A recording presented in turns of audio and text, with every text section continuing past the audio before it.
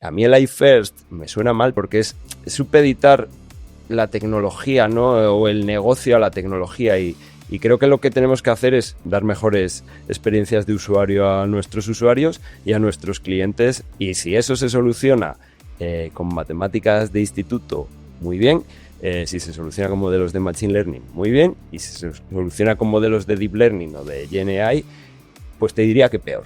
Y sé muy bien de lo que hablo, de la dificultad que tiene. Cuanto más complejo es el algoritmo que tú utilizas, más complejo es gobernarlo luego en producción.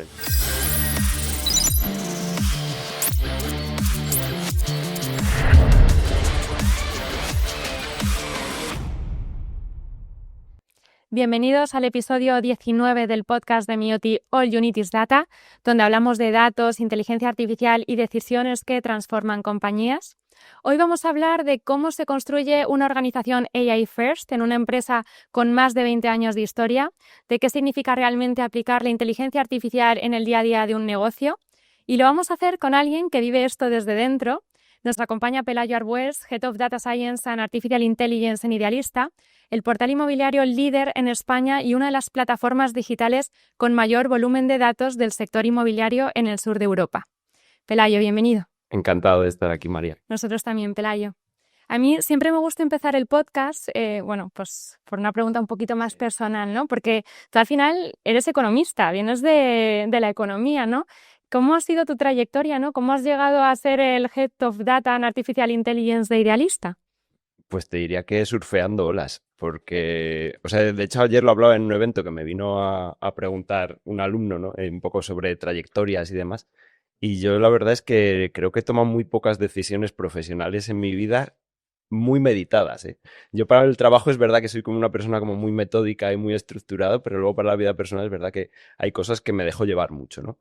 Y un poco lo que me pasó fue que yo estudié economía, luego casualidades de la vida, de hecho yo era profesor de tenis, iba a ser profesor de tenis porque daba clases en León, yo soy de León, y daba clases iba a dar clases en varios clubs y iba a ganar bastante dinero porque de aquella pagaban muy bien, ¿no? Dar clases de tenis. Y me encontré con un profesor que me dijo, empieza un máster en Oviedo, entre Oviedo, Santander y Bilbao, que además era un lío que tenías que hacer muchos kilómetros. Y acabé metiéndome en el máster y acabé invocándome hacia el mundo académico. Eso era como 2007-2008. ¿De qué era el máster? El máster era de instrumentos de análisis económico, era pura economía y yo tenía la especialización de teoría de juegos. Y tenía mucha parte también de estadística y econometría, ¿vale? Que está muy relacionado con toda la parte de datos, ciencia de datos. De hecho, podríamos hablar que la ciencia de datos es casi un rebranding de cosas como la econometría. Y un poco lo que me pasó fue que me metí en el mundo académico, eran años muy malos porque eran los años de la crisis y me refugié en el mundo académico. Empecé a trabajar como becario de investigación, luego empalmé con un proyecto de investigación para el Ministerio de Fomento, que era hacer proyecciones sobre viajes en carretera de camiones, era hacer como series temporales y cosas así. Y como seguía, bueno, aquello me gustaba porque me gustaba la parte de research, pues pedí una beca para hacer el doctorado, me dieron la beca para hacer el doctorado y ahí me seguí refugiando, ¿no? Porque además vi que, joder, hacer el doctorado era una cosa que me llamaba la atención porque me gustaba la parte de research. Es verdad que luego, un poco el cambio, yo creo, lo que me hizo un poco clic la cabeza fue mientras hacía el doctorado, que hice estancias en Ámsterdam, y allí veía que los economistas todos programaban. Es verdad que había mucho ruso, porque hay mucha relación entre Holanda Países Bajos y Rusia, y había mucha inmigración de rusos en la universidad, en mi departamento, y todos programaban. Y yo allí me sentí como muy torpe, ¿no? Dije, joder, no soy capaz de hacer lo que hace esta gente. Tengo que aprender a hacerlo, Tengo que aprender a hacer esto, ¿no? Entonces, era justo el momento, además, eso era pues 2012, una cosa así. Estaba llegando toda la ola del rebranding, del data mining hacia el data science y empecé a ver los cursos de Coursera y demás. Y empecé a meterme más porque yo conocía la técnica, la estadística por debajo, pero me faltaban las manitas un poco de programación, ¿no? Y entonces me metí en ese mundo y luego es verdad que mi carrera, pues he ido dando saltos. Yo doy saltos cuando me aburro, te diría. O sea, cuando me aburro en una cosa y me siento que no estoy aprendiendo una cosa, me cambio. Es algo que suele pasar mucho a la gente, sobre todo del mundo un poquito más técnico, ¿no? De la inteligencia artificial, la data, que es muy importante el proyecto en el que estáis y lo que estáis aprendiendo tú en el proyecto. Sí, a ver, yo creo que somos unos afortunados, ¿no? Que yo esto muchas veces lo reflexiono. Joder, vivimos en una burbuja muy aparte de la sociedad porque muchos de nosotros tenemos la suerte ya de que podemos escoger un trabajo, ¿no? Cuando eres junior sé que ahora hay mucha competencia, hablo mucho con los juniors, sé que conseguir el primer trabajo es complicado, pero a medida que tienes algún año de experiencia, y no hace falta que sean muchos, pero ya has tocado cosas en producción, ya has puesto modelos en producción y soluciones de inteligencia artificial en producción, tienes una vía más o menos asequible para cambiarte de proyecto. Entonces, tenemos la suerte de poder decidir en qué proyectos trabajar también. ¿Y cómo es tu día a día en Idealista?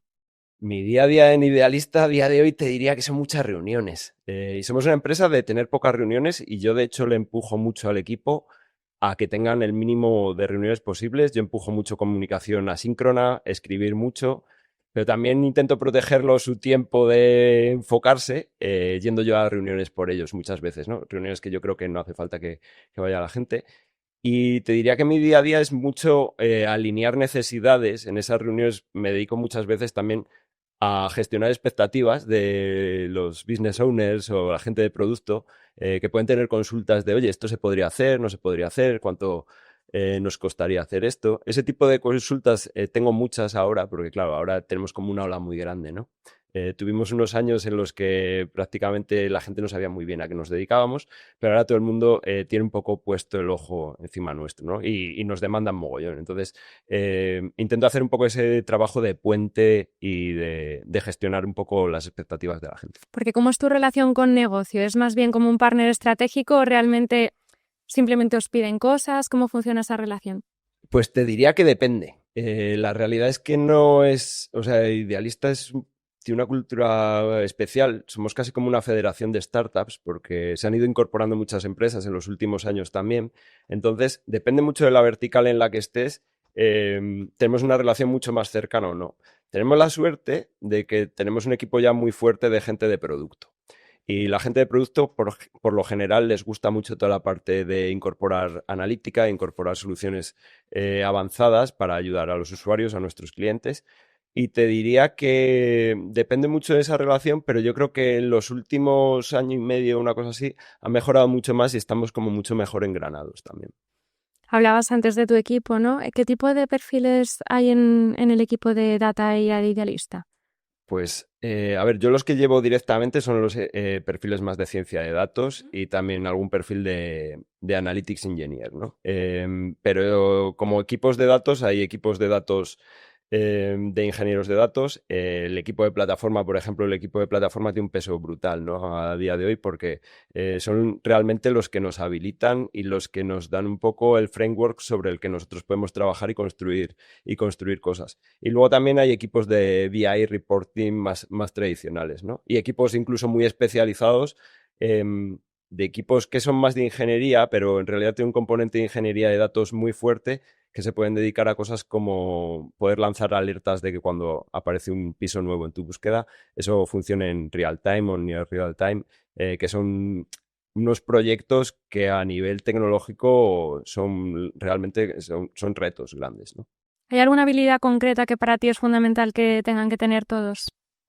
Cualquier perfil de datos, una habilidad que tengan que... A mí me gusta que la gente comunique bien, porque creo que en los perfiles de datos, yo, o sea, sobre todo la parte más cercana a mí, yo la posición de científico de datos nunca la he entendido como una posición técnica. Siempre me ha parecido que en realidad somos una posición que sabemos más de negocio, deberíamos saber más de negocio que otros perfiles técnicos y habitualmente somos peores programadores que los perfiles técnicos, ¿no? Estamos un poco en el medio. Entonces, a mí me gusta mucho que la gente se comunique muy bien, porque creo que allana mucho el camino por todos los lados, ¿eh? También cuando haces un poco de interfaz con negocio o cuando haces de interfaz con otros equipos de ingeniería, si no tienes una buena comunicación y si no sabes hablar los dos idiomas, y luego el idioma propio interno de nuestro equipo, muy técnico, yo creo que eso dificulta mucho cómo se desarrollan los proyectos. Imagino que estaréis utilizando inteligencia artificial generativa, ¿no? Dentro del equipo. Sí. ¿Cómo la estáis usando?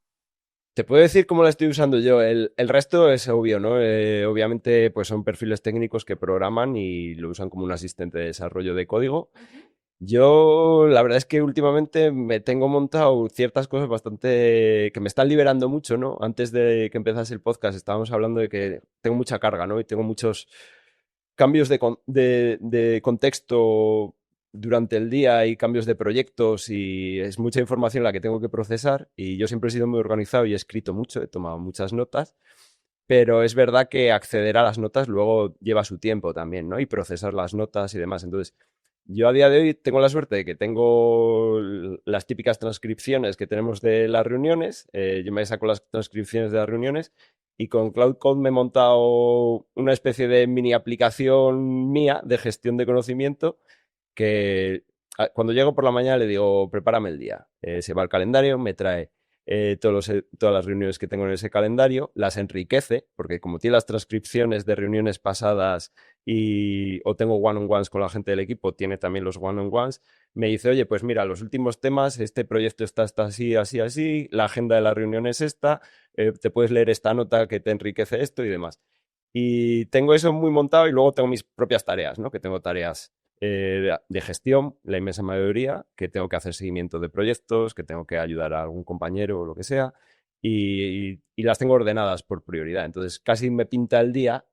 Tengo la sensación a veces de que me estoy autoesclavizando y que estoy siendo un poco idiota, pero creo que por otro lado me está liberando mucho de carga mental, ¿no? Entonces, mi caso de uso es un poco particular al ser manager, pero te diría que es que lo estoy integrando en todo. De hecho, incluso cuando tengo que tomar decisiones un poco más de diseño, por así decirlo, más como de pensar un poco la foto, ¿no? En general de un proyecto, tengo como mis skills, tengo mis roles diferentes, ¿no? Que tengo un Chief Data Officer que me puede hacer un poco de peer, tengo un arquitecto, tengo un ML Engineer, tengo distintos skills, entonces cuando lance un proyecto lo peloteo mucho con eso. O sea, yo soy muy de escribir, ¿eh? A mí me gusta mucho escribir, sigo escribiendo mucho a boli, pero es verdad que muchas veces también escribo con la máquina y peloteo ideas. O hago un draft yo y escribo un draft, tengo un borrador y luego con la máquina le pido que me lo critique, ¿no? Muchas veces me ayuda mucho a abrirme la cabeza porque igual tengo Product Manager también, ¿no? Un skill de Product Manager y hay cosas que yo igual no las tengo tan interiorizadas y esto me ayuda a intentar tener como una visión como muy global de las cosas. Y hablas justo de que no tienes casi tiempo, pero claro, en tu área es súper importante que estés actualizado, que te estés formando, siempre están surgiendo nuevas herramientas, nuevos avances, ¿no? ¿Cómo haces? ¿Utilizas también alguna herramienta de inteligencia artificial generativa para estar también en constante aprendizaje o cómo lo haces? Pues eso es muy buena pregunta porque es verdad que siempre tenemos ese FOMO, ¿no? Como el miedo de perdernos cosas. Y yo antes, por ejemplo, era muy activo en Twitter y siempre estaba enganchado en Twitter en tiempos muertos y demás.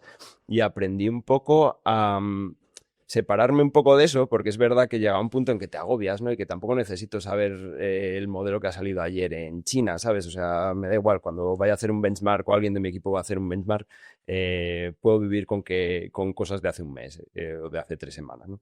Pero yo uso una aplicación en el móvil que es prácticamente es de lectura, de suscribirme sobre todo a blogs y a newsletters y cosas así. Y esa aplicación tiene sus propias herramientas de inteligencia artificial. Luego yo hago mucho subrayado también cuando leo, ¿no? Entonces, eso, de hecho, al finalizar mi semana, un poco en el chiringuito este que me he montado con el club, le digo, venga, hazme como el wrap-up de la semana. ¿Qué he hecho? Me saca todas las reuniones que he tenido, lo que he hecho, cómo se me presenta la semana siguiente, que es lo más prioritario que debería de atacar. Pero tengo también que había hecho hace un tiempo, fue como los primeros proyectos que hice de vibe coding, algo que me coge esos subrayados que hago y me hace un mini resumen de un párrafo de todo lo que he leído, ¿no? Porque eso yo creo que eso lo aprendí, ¿no? Cuando estudiaba y cuando leía muchos papers para hacer el doctorado, es muy importante la repetición, ¿no? O sea, tú cuando estás aprendiendo algo, es muy importante no solo leértelo, sino luego intentar procesarlo tú, idealmente tomar notas con tus propias manos. Eso lo he dejado un poco aparte, es verdad que hay veces que todavía tomo notas, pero he automatizado mucho más el proceso, diría. Para mí ahora, no sé si lo has utilizado, Notebook LM. Sí. Es una maravilla para aprender. Sí. O sea, creo que al final eso ha marcado un antes y un después en el aprendizaje, porque a lo mejor también estás muy cansado del día, no te apetece ponerte a leer un paper, se lo pasas, te lo convierte en formato podcast, te pones los cascos y empiezas a aprender como si estuvieses escuchando una conversación, ¿no? Entonces, al final eso facilita mucho el aprendizaje.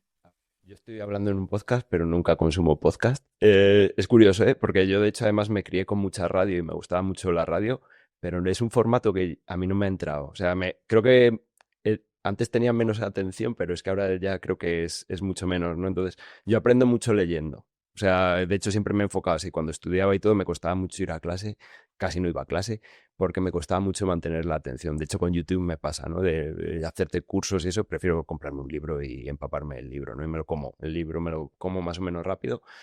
Pero un poco lo que me pasa con Notebook LM lo uso sobre todo para que me haga como los mind maps también, ¿no? Que te haga estos resúmenes y que luego te haga como un esquemita, ¿no? Que creo que lo hace muy, muy bien eso también de extraerte los conceptos claves de las cosas. Y ahora pasando un poco a idealista, ¿no? Y también cómo estáis aplicando la inteligencia artificial, algo que me parece importante mencionar es que al final es una compañía con más de 20 años de historia y no siempre habéis sido AI first, ¿no? Al final requiere de un cambio cultural. ¿Cómo ha sido esa transición, esa adopción? Bueno, yo creo que la transición estamos todos haciendo una transición, ¿no? Y de hecho Idealista tiene 25 años, ¿no? Que hizo este año pasado, hizo 25 años. Te diría otra cosa también, pero no es por trolearte. A mí el AI First me suena muy mal, igual que en el pasado cuando se puso muy de moda hablar de que las empresas teníamos que ser data driven, no me gustaba nada. O sea, porque ¿cuál era el objetivo de ser data driven? ¿No? O sea, Tomar decisiones basadas en datos ¿no? ya, pero es que el objetivo de una empresa es tomar mejores decisiones, Efectivamente. no anclarla a que estén en datos o no, porque yo he conocido gente de negocio eh, que los datos los tienen en la cabeza, porque los datos realmente los tienen en la cabeza porque tienen mucha experiencia, igual no están mirándose una hoja Excel, pero es que los tienen en el subconsciente. Bueno, pero eso es una decisión basada en Sí, sí, datos. totalmente. O sea, es que todos nos lo podemos llevar a una decisión basada en datos, ¿no? Pero que te quiero decir que como objetivo per se el tema del data driven me sonaba mal y el AI first me vuelve a sonar mal por esa misma razón, ¿no? Y el Porque, AI driven. y el es que me suena mal porque es supeditar la tecnología, ¿no? O el negocio a la tecnología y creo que lo que tenemos que hacer es lo que intentamos hacer nosotros como compañía es dar mejores experiencias de usuario a nuestros usuarios y a nuestros clientes, cubrirles sus necesidades de la mejor forma posible. Y si eso se soluciona con matemáticas de instituto, muy bien. Si se soluciona con modelos de Machine Learning, muy bien. Y si se soluciona con modelos de Deep Learning o de GenAI, pues te diría que peor. Y te diría que peor porque luego tener estos modelos, nosotros tenemos a día de hoy no la sé de ahora mismo, tendría que sacar la base de datos, pero tenemos casi 100 iniciativas, porque llevamos 8 años construyendo, ¿no? 9 años construyendo cosas de IA en Idealista, alguno más incluso. Claro, tengo como 90, 100 iniciativas en producción y sé muy bien de lo que hablo, de la dificultad que tiene. Cuanto más complejo es el algoritmo que tú utilizas, más complejo es gobernarlo luego en producción. Entonces, a mí el iFirst, empujar el iFirst porque sí, me suena mal por eso, porque sé lo doloroso que es. O sea, tiene que estar, el caso de uso, tiene que estar muy bien enganchado para que O funcionen sea, las cosas claramente al bien. final un proyecto de inteligencia artificial tiene que responder a una necesidad de negocio. Totalmente, claro. Y no hacer sobreingeniería en el sentido de, oye, porque como está de moda ponerle la etiqueta de IA a todo, clavarle una IA porque sí, porque luego es que tus ingenieros y tu gente de tecnología va a sufrir mucho. Y la experiencia de usuario al final va a sufrir mucho, porque no vas a saber cómo explicarles ciertas cosas. Va a descarrilar a veces en cosas que no debería descarrilar, que un script igual debería hacerlo perfectamente, más determinista, ¿no? Entonces, por ahí yo creo que hay que tener muy claro cuál es la necesidad y lo bonito es cuando tienes una perspectiva, y esto yo creo que es la diferencia un poco entre ser una persona más senior o más junior, ¿no? Cuando estás en un cargo técnico, es poder diferenciar la necesidad que tienes y conocer un abanico muy, muy grande de herramientas y qué es lo que tienes que aplicar para cubrir esa necesidad. Saber qué quieres resolver y sobre todo si es necesario que utilices la inteligencia artificial para resolverlo, que en muchos casos no es necesario, ¿no? ¿Y qué tipo de proyectos, ¿no? de inteligencia artificial hay ahora en Idealista? ¿Cuáles estáis implementando? Pues tenemos muchos proyectos relacionados con moderación de contenido, que obviamente a nosotros nos suben contenido muchos profesionales, muchos particulares, y nosotros tenemos unas guidelines pues bastante estrictas muchas veces de cosas que se pueden subir y que no se pueden subir. Y eso era un trabajo que antes se reportaba en base a que usuarios veían, no lo sé, fotos con un logo muy grande, por ejemplo, de un cliente, de una inmobiliaria, o fotos sin calidad, o que había comentarios en el anuncio que estaban fuera de lugar. Ese tipo de cosas era mucho trabajo que se hacía muy manualmente antes, ¿no? Y había un equipo de calidad que se iba, se lo revisaba a mano. Y ahora cada vez tenemos como un flujo mucho más automatizado con el que les podemos levantar banderitas.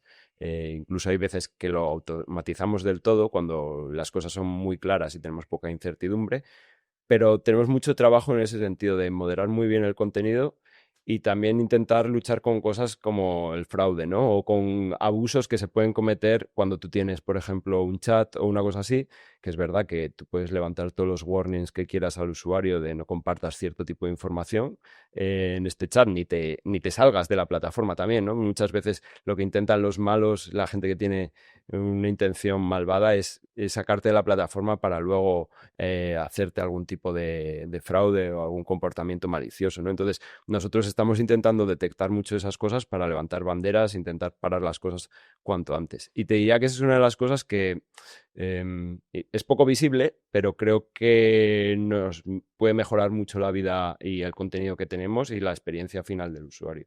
Y luego muchas cosas relacionadas que yo creo que pueden ser un poco más generales de lo que puede tener cualquier empresa, ¿no? De gestión de sus agentes comerciales, gestión de leads, gestión de llamadas, todo ese tipo de cosas creo que son cosas que estamos probando, porque es verdad que hay muchas veces que somos muy cautos nosotros. Yo te diría que creo que es una cosa que me gusta que viene de la dirección, el tema de ser cauto también con cómo se implementa la tecnología. Y te diría que también me gusta otra cosa que estamos haciendo, que es no ponerle la etiqueta de IA, aunque haya IA por debajo, ¿no? Porque de hecho nosotros ahora a día de hoy, si tú entras al buscador y escribes algo con lenguaje natural, ahí por debajo hay una IA que te traduce a una búsqueda más tradicional de los filtros, ¿no? Pero no le hemos puesto la etiquetita de Power by IA. Y creo que eso es un acierto, ¿no? Porque creo que eso va a envejecer mal.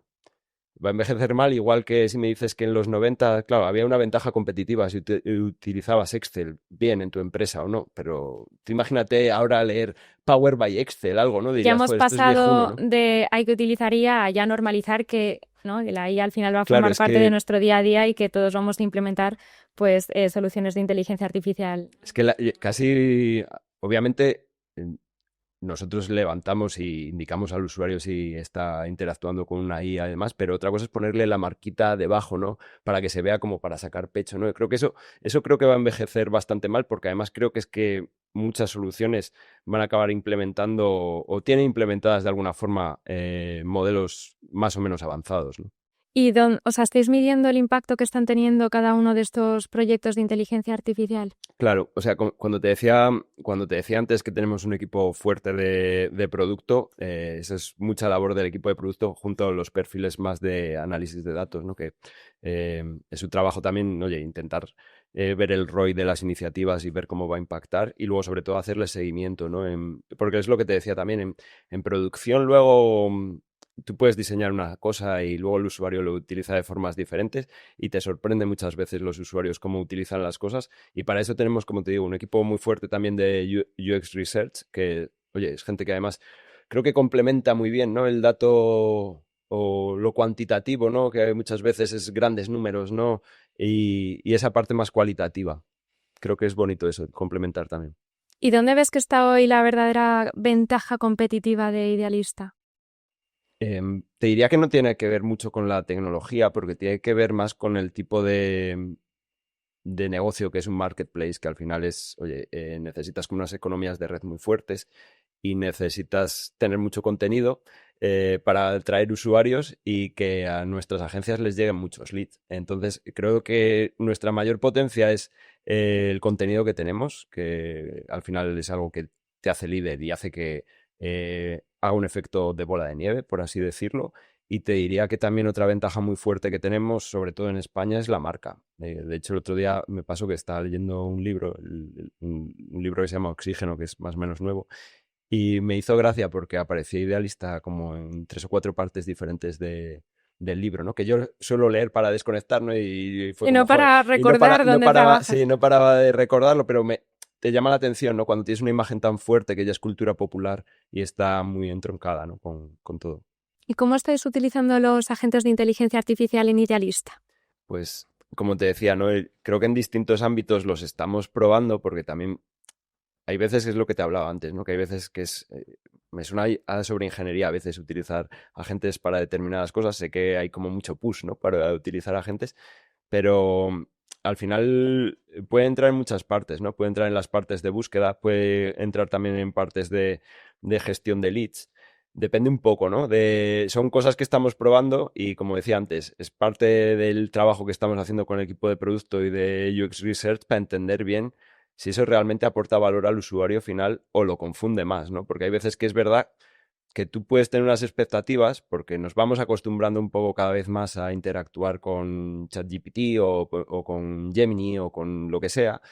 Y claro, esos son agentes que son muy generalistas. Les puedes preguntar prácticamente de cualquier cosa, ¿no? Y cuando tú estás en una vertical muy específica, como puede ser la nuestra, creo que es un reto también explicarle a la gente qué tipo de cosas puede y no puede hacer. Y hacerlo que no tengan demasiada carga cognitiva, ¿no? Que no les tengas que poner un chorro de todas las funcionalidades que tiene para no saturarlos, ¿no? Porque creo que es una de las ventajas que tiene la interfaz del chat es que te da mucha libertad.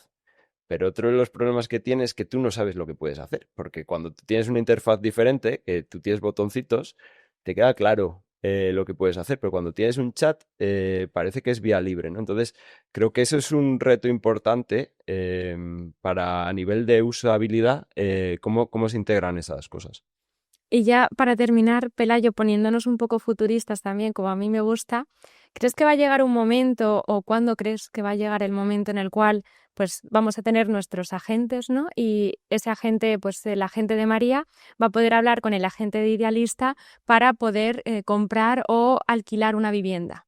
Pues te diría que quizás nunca, no lo sé porque, claro, al final todo este tema de la IA, de los agentes, no deja de ser automatización glorificada. ¿Sabes? Es ponerle un lacito, pero es automatización. Y creo que la automatización tiene sentido cuando tienes que hacer cosas de poco riesgo y muy repetitivas.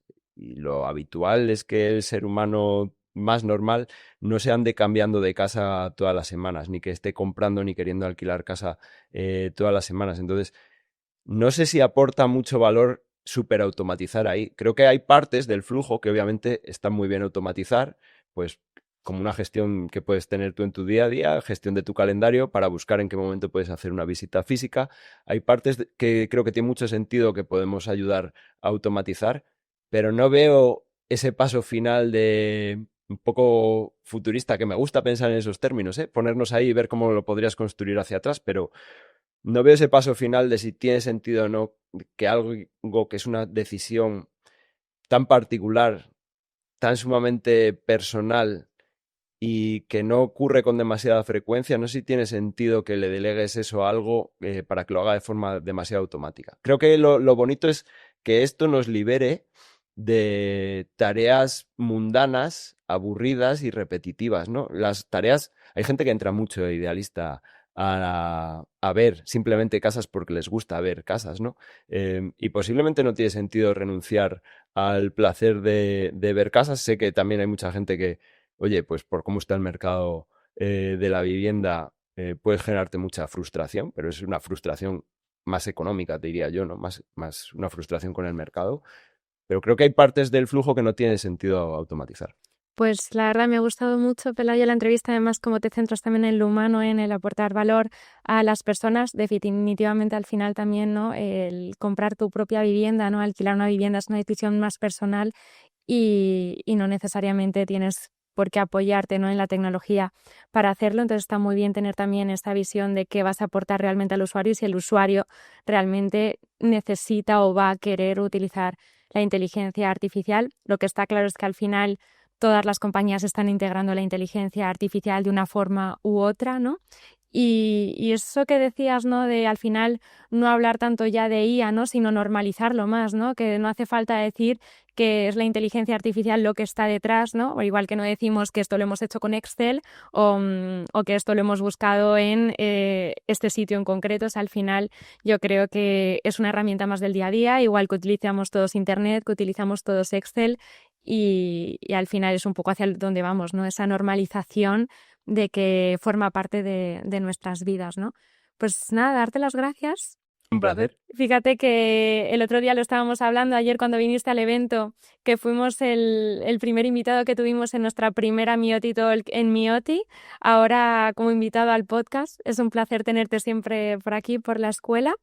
Y nada, esperamos que nos veamos en muchísimas más ocasiones. Seguro que sí. Y para todos los que nos acompañáis todos los meses en All You Need Is Data, daros las gracias por acompañarnos y si os ha gustado, recordaros por favor que le deis a like, que os suscribáis y nos vemos a la próxima.